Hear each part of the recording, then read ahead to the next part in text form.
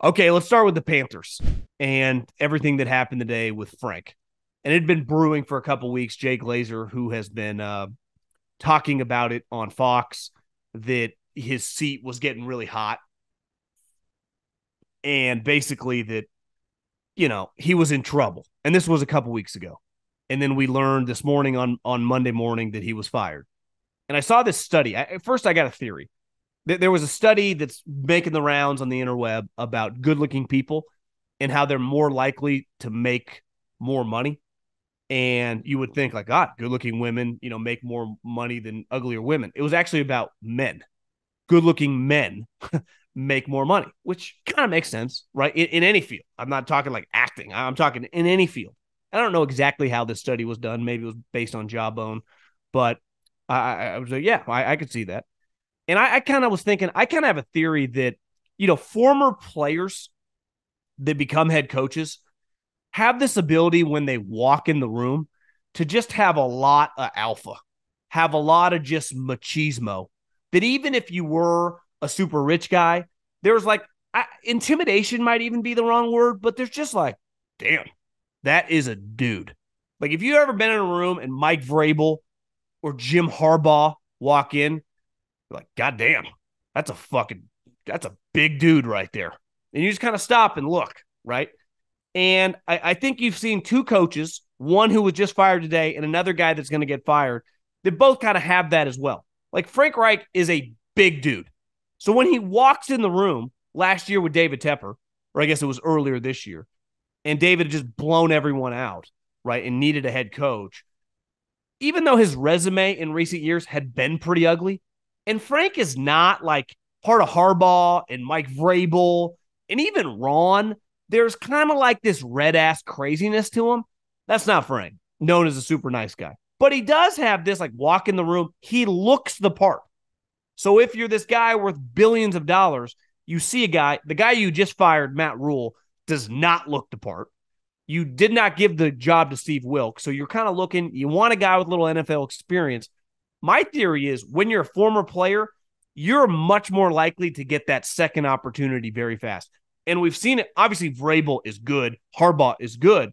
Ron Rivera is not. He has 3 winning seasons in 13 years. But he got fired and then immediately got another job. Because when he walks in the room, like for an owner, it's like, yeah. And especially when you're an articulate, come from a good school. I mean, Ron's a Cal guy.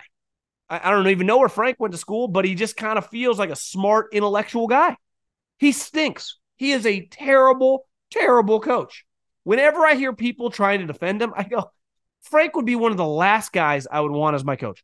Great guy. I'd want him around my quarterback, maybe as a position coach. But to be my head coach, I've never seen it.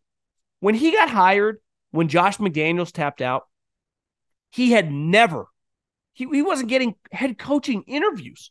Hell, John DeFilippo at the time, their quarterback coach, was the guy in the mix. So I've never quite understood it. It was baffling when they made the hire. Now, I'll give Frank this.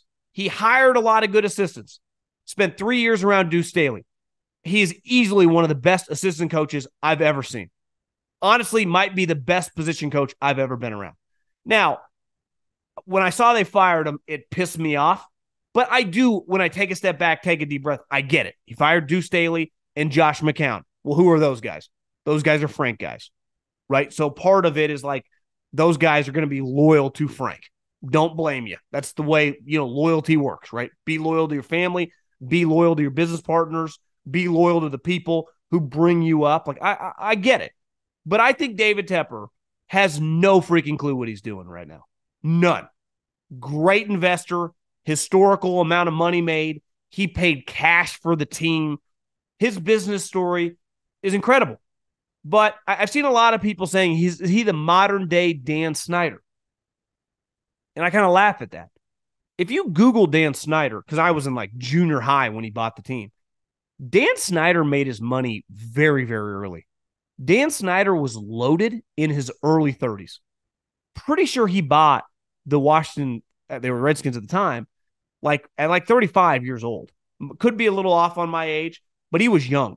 So if you get rich really early and you're crazy, like Mark Cuban was crazy, got his money early. David Tepper, is 66 years old. He's been rich for a while. When he took over this team, he had been around the Steelers for a long period of time.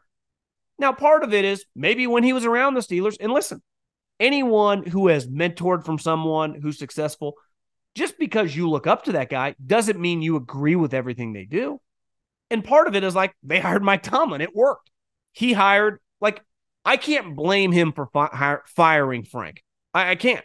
Frank is awful. He's not a very good head coach. That's objectively speaking. He's won 13 games the last 3 seasons as a head coach. No one ever is going to get fired in back-to-back seasons in the middle of the season. Urban Meyer lasted more games than this guy. Now, is David Tepper the reason that they drafted Bryce Young? Because if that's the case, like, that's a shit show of an organization. They tried to hire the Lions offensive coordinator last year. He told him to kick rocks. He wasn't interested. So why would he be interested now? To me, a lot like the Bears, you need to blow this thing up. But it's a lot easier to blow up the Bears when you got one top 10 pick and the other number 1 overall pick. Plus, you got some good pieces. You got some defensive linemen. You got a corner. You got DJ Moore. You got some stuff to work with. Carolina has little to nothing to work with. And a quarterback that, let's face it, looks tiny. Like the conversation now, I was thinking about this the other day watching the Houston-Jacksonville game. It's not CJ versus Bryce. CJ has nothing in common with Bryce, especially today. It's like CJ, would you rather have CJ Stroud or Trevor Lawrence? That's the conversation I was thinking today. And I would be like, if you factor in the contract, CJ's in year 1, Trevor's, in year 3, so you're going to have to pay him sooner. I'd rather have CJ Stroud. So the conversation between the two guys, now would CJ look as good with Frank in that offense? No. But no one could dispute, if you just watch the two guys, who you'd rather take. And if it is true that coaching staff wanted CJ, remember Josh McCown looked at him at the pro day, like, we got to talk about places to live or places to eat. I forget exactly what he said, but everyone's thought like, they're going to draft CJ Stroud. And then the owner gets involved. Because when you're super rich and old, you usually think you know a lot, even if there are times you don't. We all know people, or I would imagine most people listening, that have some form of wealth. Not billions of dollars, but it might just be a small business owner that's doing well, that does not need help from anybody, makes decent coin. I would imagine if that guy's in his 60s or 70s, he's not Mr. Progressive when it comes to ideas in terms of his business. Why would he? He knows what works. So that's what makes it very complicated for these guys. David Tepper's like, I just fucking paid $2 billion in cash. I remember when he bought the team, he sold like $780 million worth of Apple stock to pay for the transaction. You think this guy is going to look at these football coaches or a general manager that's been scouting and beating the bushes for the last 10 years like they know more about just operating than him? Even though he should. And in football, the best organizations hire someone then let them cook. What's Jerry Jones' biggest mistake? That his ego got in the way of Jimmy Johnson, right? Like, why did Bill Walsh have a mental breakdown? Because Eddie DeBartolo was in his ass every single day. Say that what you want about the Crafts and Belichick and that situation right now, it's ugly. It really is. But for 20 years, once Bill proved, like, I know what I'm doing, they were hands off. They let him do whatever he wanted. You want to trade Logan Mankins? You want to trade Richard Seymour? You want to trade? He did moves over and over that people were like, is Bill freaking insane? They'd be like, well, he's got 4 Super Bowls. Let him do Bill Belichick. And by the end, people were like, okay, let him do it. And that's why they won a lot. Now, most teams going to have that level of success? Of course not. But the only chance you have as an NFL operation is to hire the right people, which is hard. I saw an Athletic headline. This just proves that owners don't know what they're looking for with head coaches. Of course not. It's no different like general managers know what they're looking for with quarterbacks. This is a human business, right? This is, if it was up to David Tepper to acquire a company, like I saw a quote that he had like 6 months ago. He put a lot of money in Uber.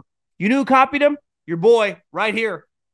You knew turned, decent amount of money into about 30% more? Your boy right here. Guess what? It's still going up. Uber's been by far my best investment over the last 6 months, all because I was reading this finance article and David Tepper put an astronomical amount of money. I'm like, yeah, I'm going to follow his lead. And I did it. And it's worked out pretty well because I have a lot of stocks that are in the tank. But when it comes to the football stuff, he's fucking clueless. He is. Most people in his situation probably would be too. And I know he's getting quoted on Twitter screaming F words. Like, I don't blame him. It sucks. Pay all this money and you're a laughingstock. It can't be easy. He's used to paying a lot of money and then getting more money back. That's not the way this works when it comes to football.